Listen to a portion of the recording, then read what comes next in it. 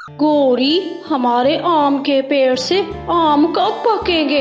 मैं तो इंतजार कर कर के थक गया हूँ। हम कब मंडी लेकर जाएंगे और ढेर सारा मुनाफा कमाएंगे?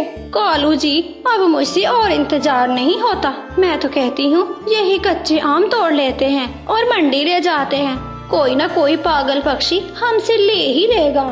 तभी चिड़िया भी वहाँ पर आ जाती है। कभी और कभी ये काम मत करो, अभी आम कच्चे हैं, बहुत ज्यादा खट्टे होंगे।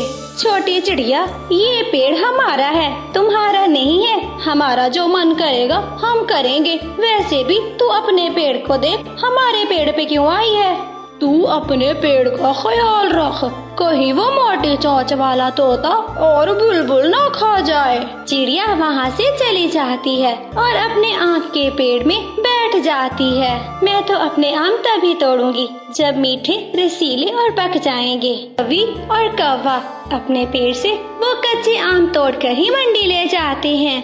आम आम, मीठे मीठे रस रसीले आम ले लो, पके भी ये आम ले लो। आम आम आम ले लो। पागल कवि, ये आम तो कच्चे हैं। कच्चे बेस्वाद आम कौन खाएगा? और साथ में खट्टे भी हैं। मिट्ठू, मेरे आम बहुत मीठे हैं, रस रसीले भी हैं, एक बार खा कर तो देखो।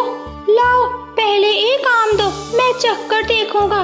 मीठे हुए मैं तभी तुमसे आम खरीदूंगा। ना ना, पहले पैसे दो, फिर ही आम लो और अपने घर जाकर खाना, यहाँ खाने भी नहीं दूंगी। मिठू तोता गौरी कवि की चालाकी को जानता है। वो बिना आम लिए वहाँ से उड़ जाता है।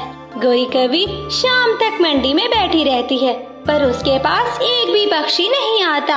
आम आम, मीठे रस रसीले आम, आम ले लो, आम ले लो, मीठे मीठे आम ले लो। गौरी कवि शाम तक आवाजें लगा लगा के थक जाती है, कोई भी पक्षी नहीं आता। फिर एक चील कवि के पास आती है। कवि, ये आम खाने के तो नहीं है, हाँ, पर ये कच्चे आम मैं इसलिए लेना चाहती हूँ, मैंने अचार डालना है। अगर तुम ये सारे आम मुझे 100 रुपए में दोगी तो मैं सारे ले लूंगी।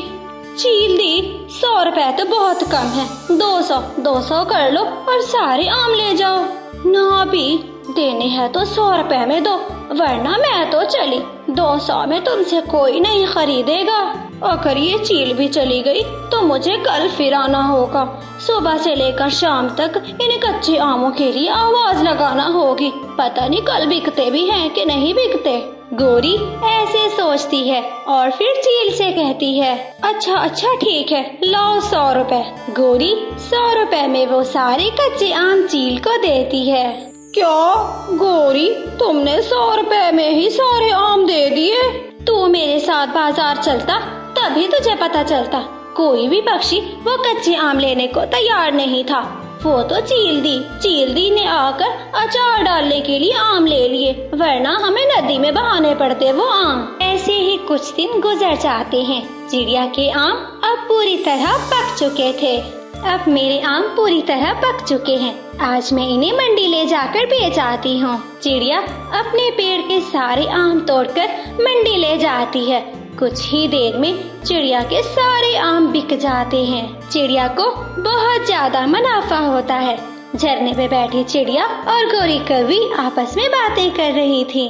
चिड़िया, तुम्हारे आम कितने पैसों में बिके हैं? गौरी, मेरे आम तो बहुत ज्यादा पके, मीठे और रस रसीले थे, मिनटों में बिक गए और पूरे 500 रुपए में बिके हैं। 500 का सुनकर गौरी की आंखें खुली की खुली रह जाती हैं। घर जाकर गौरी अपने पति कालू को बताती है। कालू, उस छोटी चिड़िया के आम पूरे 500 रुपए में बिके हैं। गौरी, इस दफा हम भी अपने अंगूर की बेल को बहुत महंगा बेचेंगे और हिसाब बराबर कर देंगे। वो लालची कौवा और कवि कहाँ इंतजार करने वाले थे। कालू, ये अंगूर की बेल कब पकेगी? सारे के सारे अंगूर कच्चे और खट्टे हैं। चिड़िया, जिसका खेत पास ही था, वो गौरी कवि की बातें सुनकर वहाँ आ जाती है। कौवा और कवि, अभी आमों को पकने में बहुत देर है, इनको पानी लगाओ पानी मिलेगा तो जल्दी पक जाएंगे। आमों की तरह इनका भी सत्यानाश न कर देना। कौवा और कवि रोजाना अपने खेत में जाते, बेल को देखते, उसको पानी नहीं लगाते बल्कि बेल के साथ टेक लगाकर सारा दिन सोए रहते। चिड़िया बहुत मेहनती थी, वो रोजाना ही अपने खेत में पानी लगाती। उसके अंगूर अब पककर सुनहरे हो चुके थे। मेरे अंगूर तो गए पक, मैं आज ही बेलों से अंगूर तोड़कर मंडी ले जाती हूँ। चिड़िया अपने सारे अंगूर तोड़ती है, बैलगाड़ी पर लाद कर मंडी ले जाती है। कौवा और कवि चिड़िया को मंडी जाता देख लेते हैं। गोरी, चिड़िया के अंगूर तो गए पक, वो गई मंडी बेचने, अभी तक हमारे क्यों नहीं पके? मुझे मालूम हो क्या कालू जी, हमने अपनी अंगूर की बेल को पानी नहीं दिया, इसलिए ये तो सूखे पड़े हैं, अब कभी नहीं पकेंगे। कौवा उछलने लगता है। आइडिया गोरी, आइडिया, हम अपने अंगूरों पर सुनहरी रंग कर देते हैं, दूसरे पक्षी समझेंगे अंगूर तो पके हुए हैं, फिर देखना हमारे अंगूर मंडी में कैसे बिकते हैं। कालू, फिर देर किस बात की, जल्दी से जाओ, तुम सुनहरा रंग ले आओ, मैं इधर से सारी बेल से अंगूर तोड़ती हूँ और घर ले जाती हूँ। वो दोनों पति पत्नी ऐसा ही करते हैं। कालू, जल्दी से कुंडी लगा लो, साथ में खिड़की भी बंद कर लो, ये ना हो रंग करता हमें कोई देख ले। फिर कालू सारे अंगूरों को सुनहरी रंग कर देता है। कालू, ये वाले अंगूर तो उस चिड़िया के अंगूरों से भी ज्यादा अच्छे लग रहे हैं, अब हमें भी चिड़िया की तरह ज्यादा मुनाफा होगा। फिर कौवा और कवि वो अंगूरों की टोकरी मंडी में ले जाते हैं। कौवा और कवि, मैं तो चली, मेरे तो सारे अंगूर बिक गए हैं। छोटी चिड़िया, देखना मैं शाम में तुमसे ज्यादा मुनाफा लेकर आऊंगी, मेरे अंगूर तुमसे भी ज्यादा अच्छे हैं, कैसे बिकते हैं मेरे अंगूर? अंगूर अंगूर, मीठे मीठे अंगूर, स्वादिष्ट अंगूर, पके हुए अंगूर। माही चील गोरी की आवाज सुनकर आ जाती है। क्या बात है, ये अंगूर तो सोने की तरह चमक रहे हैं, ये अंगूर वाकई में मीठे हैं क्या? चाची चील, जो पक्षी हमारे अंगूर खाएगा बार बार आएगा। तभी वहाँ पर मिठू तोता भी आ जाता है। चील दी, मुझे पके हुए फलों की खुशबू दूर से आ जाती है, मुझे इनसे कोई खुशबू नहीं आ रही, तुम ये मत लेना, अंगूर कच्चे हैं। मोटी चोंच वाले मिठू, मैं तुम्हारी चोंच तोड़ दूंगी, चुप कर से चला जा यहाँ से, तेरी तो मैं। तोते तोते रुक जाओ, मैं एक अंगूर चखती हूँ, अगर अंगूर मीठा हुआ तो कौवे सच बोल रही हैं, अगर अंगूर तुम्हारे खट्टे हुए तो फिर तोता सच बोल रहा है। मैं तो फल की खुशबू से पहचान लेता हूँ, फल कच्चा है या फिर पक्का। गोरी भाग, ये तोते का बच्चा आज मरवा के ही रहेगा, भाग गोरी भाग। छी छी छी, ये अंगूर तो बहुत कच्चे हैं और साथ में खट्टे। कौवो, तुम धोखा दे रहे हो, 2 नंबर कौवे, धोखा, और वो भी माही चील को। रुको, मैं अभी तुम्हारा खून पीती हूँ। कौवा तो पहले ही भाग जाता है, परंतु गोरी कवि माही चील के काबू में आ जाती है। माही चील गोरी कवि को मार मार के उल्लू बना देती है। चाची चील, माफ कर दो मेरी सुंदर चाची, एक बार छोड़ दो, फिर कभी मंडी नहीं आऊंगी। चाची चील, मेरी पूंछ टूटती है, माफ कर दो चाची। चील गोरी कवि को छोड़ देती है। तुझे तो मैं देख लूंगी, गंदी मोटी चोंच वाले तोते, तुम्हारी चोंच ना तोड़ी तो फिर मेरा नाम भी गोरी नहीं है। चील चाची, जरा देखना, ये गोरी कवि मुझे धमका रही है। तू जाती है या फिर तुझे और लगाऊं? बस चील का इतना ही कहना था कि गोरी कवि दुम दबाकर भाग गए। आज हम भी इंसान होते, हमारे भी बड़े बड़े घर होते, रुपया होता और ऐसी तेज बारिश में बचने के लिए हमारे पास भी छत होती। तिनकों के टूटे फूटे घोंसले में बैठी टूनी चिड़िया ऐसे सोच रही थी। टूनी अपने घोंसले में बैठी दूर दूर तक देख रही थी। जंगल में बारिश की आवाज ने भी शोर मचा रखा था। मिट्ठू तोते को दूर से ही चिड़िया आता हुआ देख लेती है। टूट गया, मेरा भी घोंसला टूट गया टूनी। मैंने जो दाना बचा कर रखा हुआ था वो भी पानी में बह गया, सब बर्बाद हो गया। ऐसे कहते हुए तोता रोने लगता है। तोते भैया, मैं तो पहले से ही चिंता में थी। कल से बारिश हुई है, आखिर ये हमारे तिनकों के घोंसले कब तक टिकेंगे? इन्हें तो टूटना ही है। सुना है कौवा और कौवी घने जंगल में किसी सुरक्षित जगह पर जा रहे हैं। चलो चलो टूनी, हम भी उन कौवों के पास जाते हैं और हम भी उन्हीं के साथ चले जाते हैं। वो कौवे इतने अच्छे हैं तो नहीं, पर चलो जाकर देख लेते हैं। कालू मेरा घोंसला उठाओ, मेरा दाना ढूंढो। गोरी कौवी पेड़ की डाल पर बैठी हुई थी और कालू कौवा नीचे गिरे हुए घोंसले को उल्टा सीधा करने में अपना एक दाना ढूंढ रहा था। यहाँ कुछ नहीं है, मैंने सब देख लिया है। शायद वो दाना बारिश के पानी में बह गया। खुद तो पेट भरकर खा लिया और मैं क्या भूखी रहूंगी। अब हमें देर हो रही है, हमें रात होने से पहले घने जंगल जाना होगा।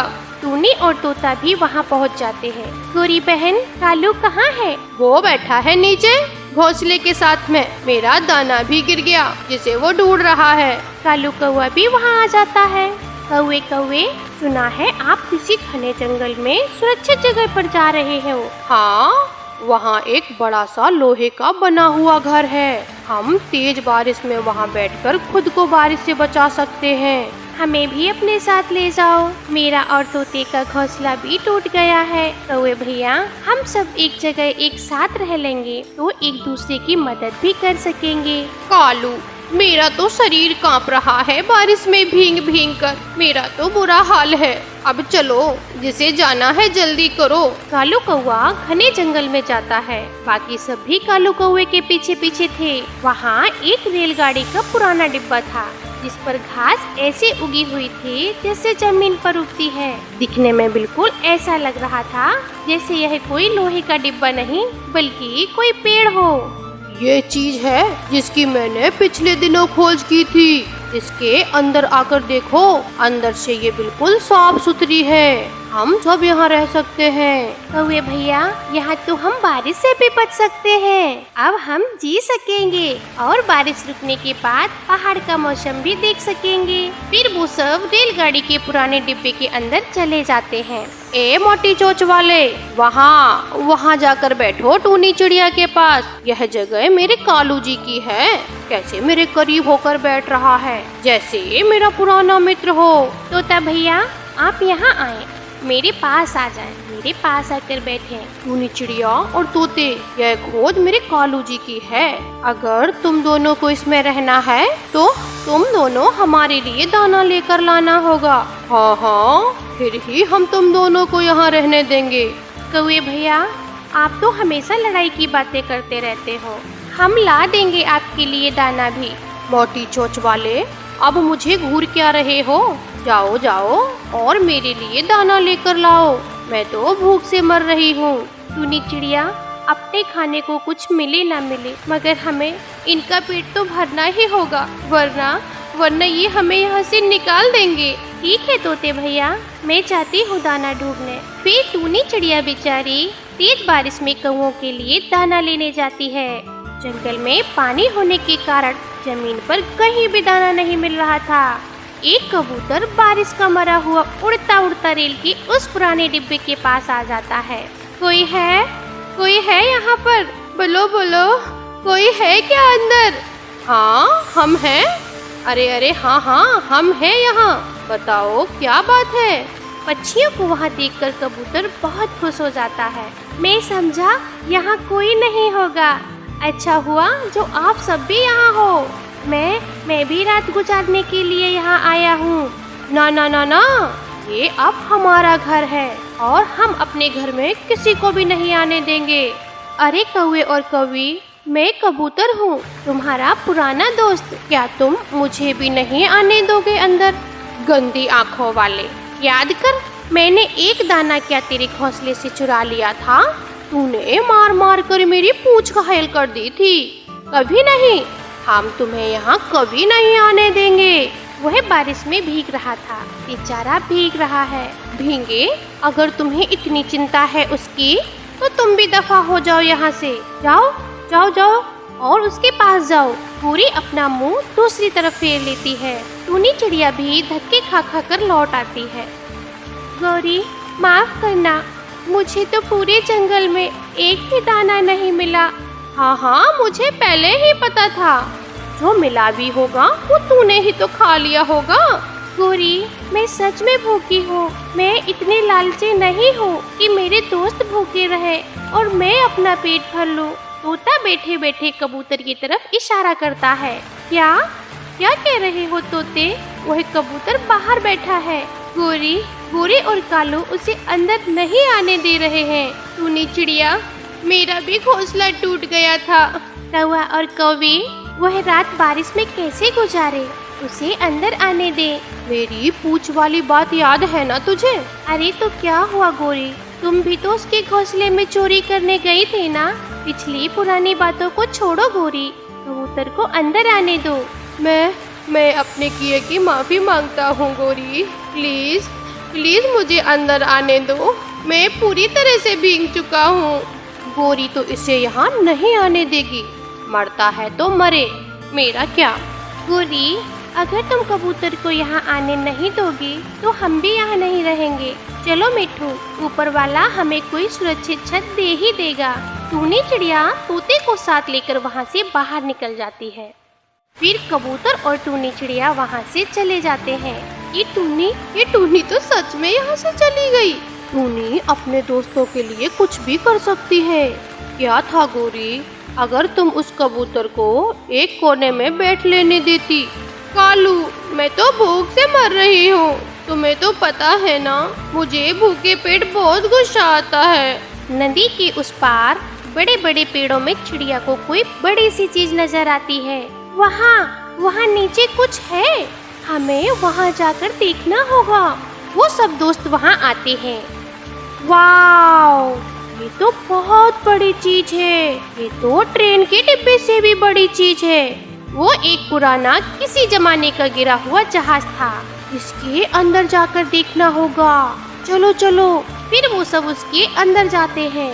अरे वाह, ऊपर वाले ने तो हमारी सुन ली है। यहाँ तो छत भी है और खाने की चीजें भी पड़ी हैं। वो सब बहुत खुश होते हैं। टूनी चिड़िया, ओ टूनी, ये देखो, ये चीजें इंसानों का भोजन है। हवाई जहाज के सफर में इंसान ये सब चीजें खाते हैं।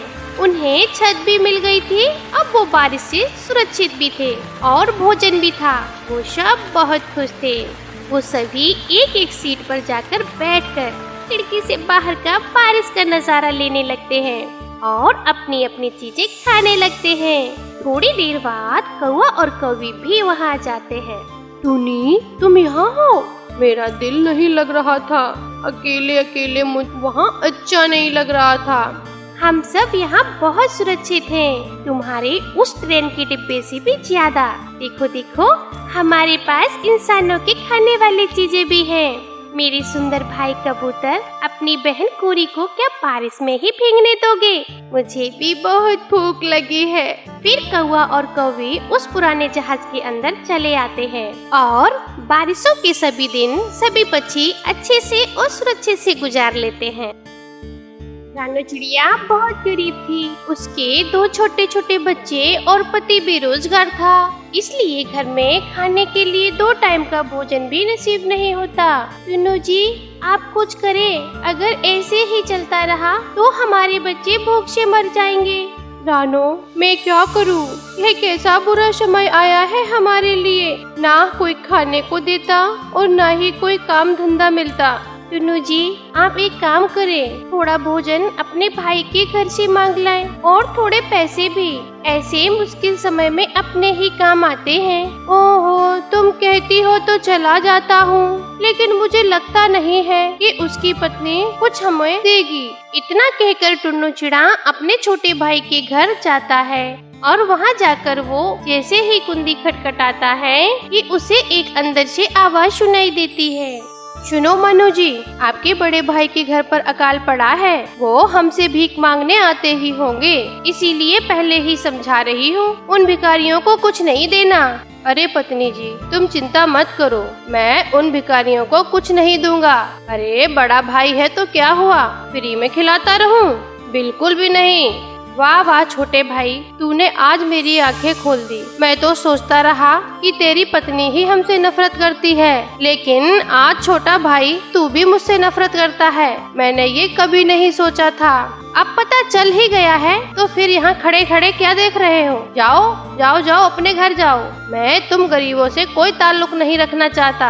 अपने छोटे भाई के मुंह से यह शब्द सुनकर टुन्नू चिड़ा सहम जाता है और बिना कुछ बोले वहाँ से अपने घर आ जाता है। क्या हुआ टुन्नू जी, मानू मिला? मानू घर पर मिला क्या? कहीं उसकी पत्नी तो नहीं मिली? मानू ही घर पर था और उसकी सच्चाई भी मुझे पता चल गई। मानू हमसे नफरत करता है। आज से हमारा उसके घर जाना बिल्कुल बंद और भूल करके भी उसके घर पर कोई भी नहीं जाना। और भूल जाओ कि इस जंगल में कोई मेरा भाई भी रहता है। मुझे माफ कर दे टुन्नू जी, मैंने ही आपको भेजा। आज के बाद मैं उसके घर पर तुम्हें कभी नहीं भेजूंगी, चाहे हम भूखे ही क्यों न मर जाएं। ऐसे वो पति पत्नी दोनों रो रहे थे और अपने बच्चों को पानी पिलाकर सुला देते हैं। अगली सुबह टुन्नू चिड़ा काम की तलाश में घर से निकल जाता है। तभी एक हवाई मोटर से उसका एक्सीडेंट हो जाता है और वो तो वहीं पर मर जाता है। अब तो रानो चिड़िया के ऊपर दुखों का पहाड़ टूट चुका था। कबूतर भैया, चाहे कैसे भी हो, बस मुझे काम दिला दो। मुझे कोई भी काम दिला दो। मुझे काम की बहुत जरूरत है कबूतर भैया, मैं सब काम कर लूंगी। मेरे बच्चे कई दिनों से भूखे हैं। ठीक है चिड़िया बहन, कल मेरे साथ चलना, मालिक कोई न कोई काम तुम्हें दे ही देगा। आप चलना बस मेरे साथ। ऐसे चिड़िया के मन को थोड़ी तसल्ली मिलती है। वो दूसरे दिन कबूतर के साथ काम पर चली जाती है। उसका एक ही बच्चा था जो कि बहुत छोटा था, इसलिए मम्मा चिड़िया उसे अपने साथ ले जाती है। अरे इस बच्चे को घर पे छोड़ के आना था। इतना छोटा बच्चा साथ में रहेगा तो काम कैसे होगा? मेरा काम मुझे पूरा चाहिए। ठीक है मालिक जी, मैं कल से बच्चे को नहीं लाऊंगी, बस आज आप मुझे काम पे रख लो। ठीक है, ये ईंट और सीमेंट ऊपर की छत पे ले जाना है और वहीं तक पहुंचा दे उसको। चलो अब सभी लोग काम पे लग जाओ। फिर रानो चिड़िया बच्चे को एक तरफ बिठा देती है और खुद काम करने लगती है। सुबह से दोपहर हो जाती है। कालू कौवा आराम से बैठा हुआ नारियल पानी पी रहा था। चिड़िया के बच्चे उसे देखकर नारियल पानी पीने की इच्छा होती है। मम्मा मुझे भी वो पानी पीना है जो कालू अंकल बड़े मटके में पी रहे हैं। नहीं बेटा, वो पानी बहुत बुरा है, उसे बच्चे नहीं पीते, बड़े बच्चे पीते हैं। चलो 1 घंटा का लंच खत्म हो गया है, अब सब काम पर लग जाओ। रानो चिड़िया एक आवाज में ही फट से काम पर लग जाती है। कालू वो नारियल पानी पी के फेंक देता है। तभी चिड़िया का बेटा उसे उठाकर एक बूंद तो बड़े चाव से पीता है। यह पानी कितना अच्छा है, मैं इसे फेंकूं नहीं, अपने घर ले जाऊंगा और अपने आंगन में ही लगा दूंगा। ऐसे चिड़िया का बेटा उस नारियल को अपने घर ले जाता है। कुकू बेटे, इसे फेंक दो, इससे नारियल का पेड़ नहीं उगेगा। नहीं मम्मा, मैं इसे बोऊंगा और तुम देखना कि मेरा पेड़ जरूर बड़ा होगा। फिर वह छोटा कुकू उस नारियल को मिट्टी के अंदर गाड़ देता है और वह सब सो जाते हैं। अगली सुबह जल्दी उठकर वह अपने पेड़ को देखने जाता है तो खुशी मम्मा से बोलता है, मम्मा आंखें खोलो और बाहर देखो, मेरे नारियल का पेड़ उग गया है और बहुत बड़ा भी हो गया है और ढेर सारे नारियल भी लगे हुए हैं। बेटा, ऐसे नहीं होता, एक ही रात में नारियल का पेड़ बड़ा नहीं हो सकता और तुम्हारे नारियल का पौधा तो अभी उगा ही नहीं, फिर बड़ा कैसे होगा? मम्मा छोटा कुकू सच कह रहा है, बाहर नारियल का पेड़ बड़ा हो गया है, आप देखें। फिर मम्मा चिड़िया भागती हुई नारियल के पेड़ के पास जाती है। उसे भी अपनी आंखों पर यकीन नहीं होता, वो तो चौंक जाती है। है। अरे ये कैसे हो सकता है? नारियल का पेड़ यहाँ कैसे होगा? ये कोई सपना तो नहीं देख रही हूँ मैं।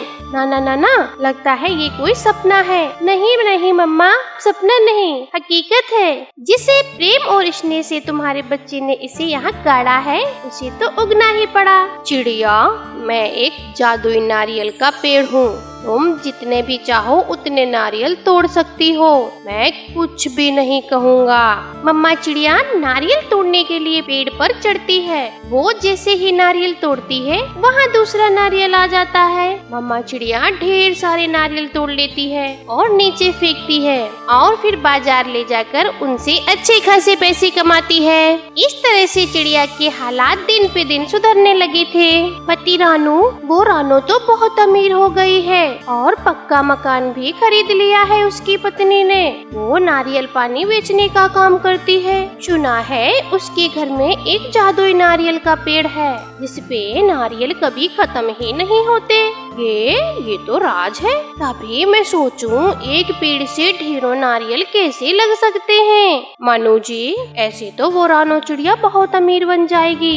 एक काम करो, उसका वो पेड़ काट के फेंक देते हैं। ना रहेगा बांस और ना बजेगी बांसुरी। ऐसी योजना बनाकर वो दोनों रात में उस पेड़ को काटने के लिए चले जाते हैं और वो जैसे ही पेड़ को कुल्हाड़ी मारते हैं, पेड़ बहुत गुस्सा हो जाता है और वो उन दोनों को खूब मार लगाता है। उनका शोर शराबा सुन के रानो चिड़िया बाहर आती है। मानू, पिंकी, तुम दोनों यहाँ क्या करने आए हो? रानो भाभी, बचाओ बचाओ हमें इस दुष्ट से, बचाओ, नहीं तो ये हमें जान से मार देगा।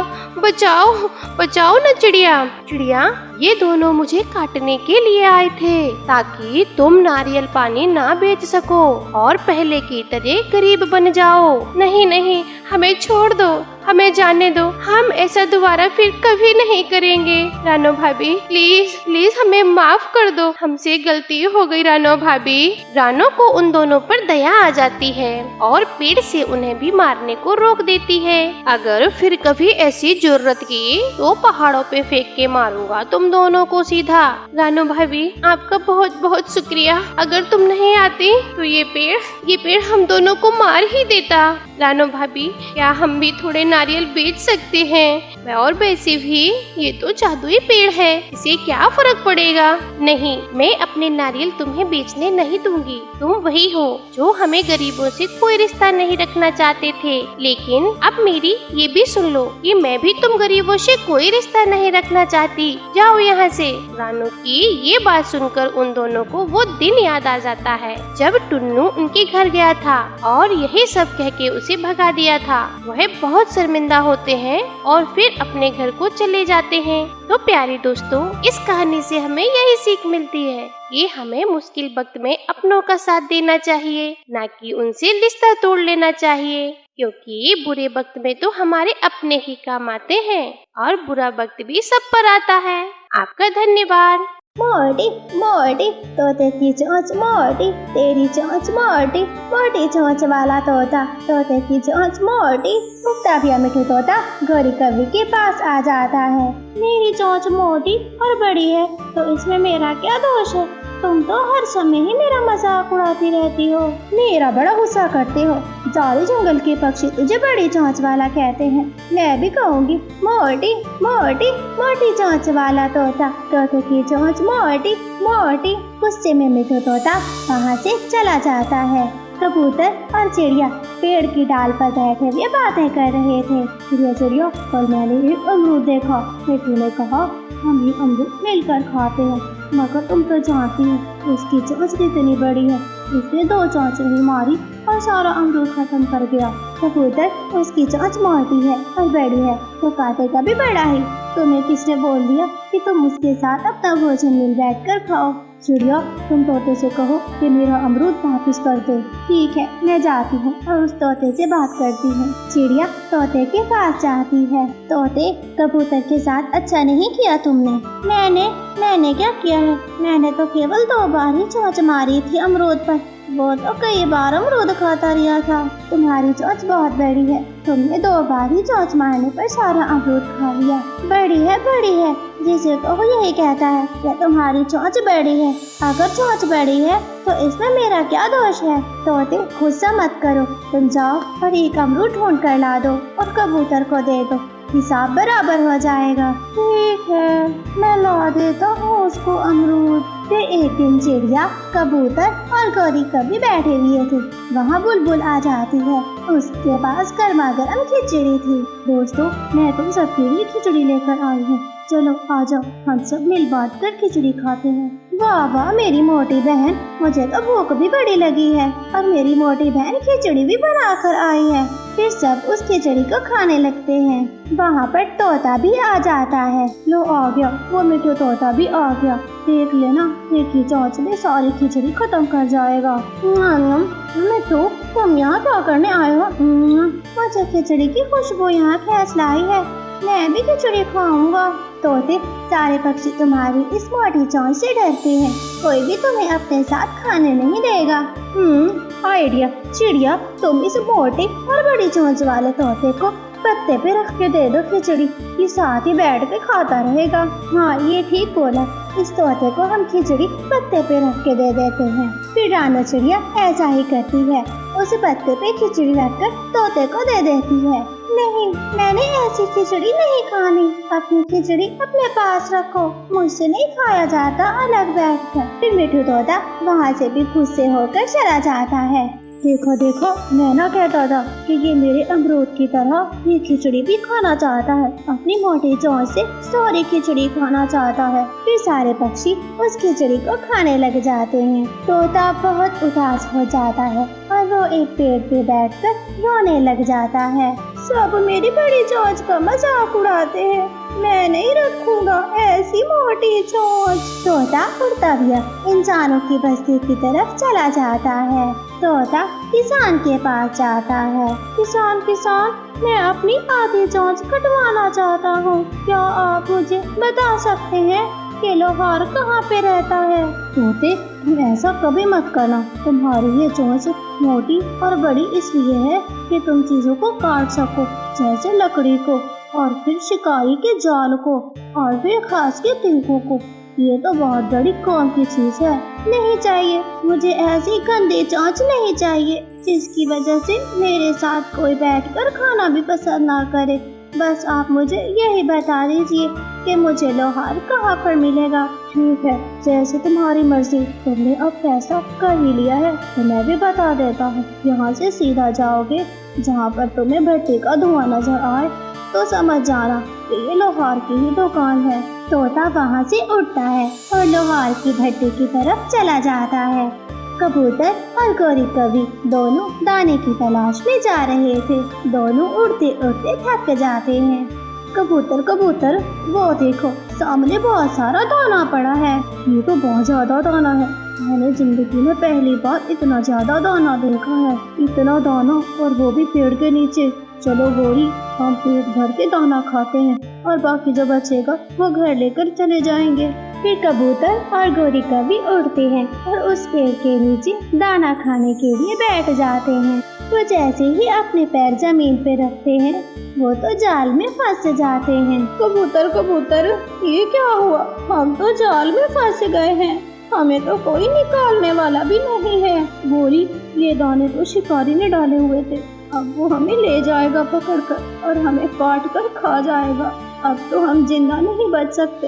नहीं, मैं मरना नहीं चाहती, मुझे बचाओ, कोई तो मुझे इस जाल से निकालो, मुझे नहीं मरना। फिर कोई कवि की जोर जोर से चिल्लाने की आवाज को रानो चिड़िया दूर से सुन रही थी। चिड़िया वहाँ आती है। कबूतर और गौरी कवि को जाल में फंसा हुआ देखकर डर जाती है। चिड़िया, कृपया करके मुझे इस जाल से बाहर निकालो, मैं मरना नहीं चाहती। शिकारी के आने से पहले मुझे यहाँ से निकालो, वरना वो भूखा शिकारी हमें खा जाएगा और मैं मर जाऊंगी। ये जाल तो बहुत मजबूत है, मुझसे नहीं काटा जाएगा। मेरी तो कुछ समझ में नहीं आ रहा कि इस जाल को कैसे काटा जाए। चिड़िया, मुझे अब याद आ रहा है, उस तोते की चोंच बहुत मोटी और तेज है, उससे मुझे एक बार पेट की खोपड़ी से बाहर निकाला था। तुम जाओ और उसे बुला कर लाओ, वो इस जाल को जरूर काट लेगा। फिर चिड़िया समय जाए किए बिना तोते के घर जाती है। चिड़िया तोते के दरवाजे पर दस्तक दे रही थी। तोते तोते जल्दी बाहर आओ, तोते जल्दी बाहर आओ। उसकी आवाज सुनकर तोते की पड़ोसन बुलबुल बाहर आ जाती है। चिड़िया, तोता तो इंसानों की बस्ती की तरफ गया हुआ है, वो तो कब से घर नहीं है, वो क्यों चला गया इंसानों की बस्ती में? तुम सब उसकी चोंच का मजाक उड़ाते थे। वो लोहार इंसान के पास अपनी आधी चोंच कटवाने गया है। बहुत बुरा किया, हमने तोते के साथ बहुत बुरा किया, हमें उसकी मजाक नहीं बनानी चाहिए थी। फिर चिड़िया वहाँ से उड़ती है। लोहार लोहार, मेरी आधी चोंच काट दो, मैं अपनी इस मोटी चोंच से बहुत तंग हूँ। अरे तोते, मैं तो तुम्हारी चोंच काट लूँगा, जरा ये बताओ तुम इसके बदले में मुझे क्या दोगे? लोहार, मैं तुम्हारे लिए अपने जंगल के मीठे मीठे अमरूद लेकर आऊँगा। इस चोंच के काटने के बदले मैं तुम्हें ढेर सारे अमरूद खिलाऊंगा। हाँ फिर सही है, मुझे लाल लाल अमरूद ला कर देना, वो मुझे बहुत पसंद है। फिर लोहार अपनी आरी उठाता है। वो तोते की चोंच काटने ही वाला था कि वहाँ राना चिड़िया भी आ जाती है। लोहार लोहार रुको। लोहार रुक जाता है। तोते तोते भैया, हमें माफ कर दो और अपनी चोंच ना कटवाओ, हमें तुम्हारी चोंच की बहुत जरूरत है। मेरे साथ चलो और अपने साथी पक्षियों की जान बचाओ। सब मेरी चोंच का मजाक उड़ाते हैं, मैं आज अपनी चोंच कटवा कर ही जाऊंगा, मुझे अब ये चोंच नहीं चाहिए। तोते मेरी बात तो सुनो, कबूतर और गोरी कभी चाल में फंस गए हैं और अगर शिकारी आ गया तो वो उन्हें पकड़कर खा जाएगा। तुम्हें मेरे साथ जल्दी चलना होगा, उन्हें उस शिकार से बचाना होगा, उन्हें वहाँ से निकालना होगा। तोते मेरी बात तो सुनो, उधर गोरी कभी और कबूतर जाल में फंस गए हैं, तुम्हें जल्दी जाना होगा, उस जाल को काटकर उन्हें बाहर निकालना होगा। अगर शिकारी आ गया तो वो उन्हें खा जाएगा, हमें समय जाए किए बिना उनके पास चलना चाहिए। फिर तोता जल्दी से चिड़िया के साथ उड़ने लगता है। मेरे लाल अमरूद ना भूल कर जाना, मुझे जरूर लाल अमरूद दे के जाना। जरूर लोहार, मैं जरूर वापस आऊंगा। तोता जाल के पास पहुंचकर जाल को काटने ही लगता है। थोड़ी देर में वो सारा जाल काटकर दोनों को बाहर निकाल देता है। वो देखो शिकारी आ रहा है, जल्दी से गोरी कभी कबूतर और तोता उड़ो, यहाँ से अपनी जान बचाओ। फिर वो सारे पक्षी वहाँ से सुरक्षित अपनी जान बचाकर उड़ जाते हैं। बच गए तोते, अगर ये तुम्हारी सुंदर सी चोंच ना होती तो आज हम मर गए होते। तुम्हारी इस चोंच ने हमारी जिंदगी बचाई है, हम बच गए। तुम्हारा बहुत बहुत धन्यवाद मेरे प्यारे तोते भाई, मैं तुम सबसे बहुत गुस्सा हूँ। यार तोते, हमें माफ कर दो, ये तुम्हारी चोंच तो बहुत काम की है, और तुम्हारी चोंच की वजह से ही हमारी जान बच गई है। फिर वो सब तोते से माफी मांगते हैं और उसकी बड़ी चोंच की तारीफ करते हैं।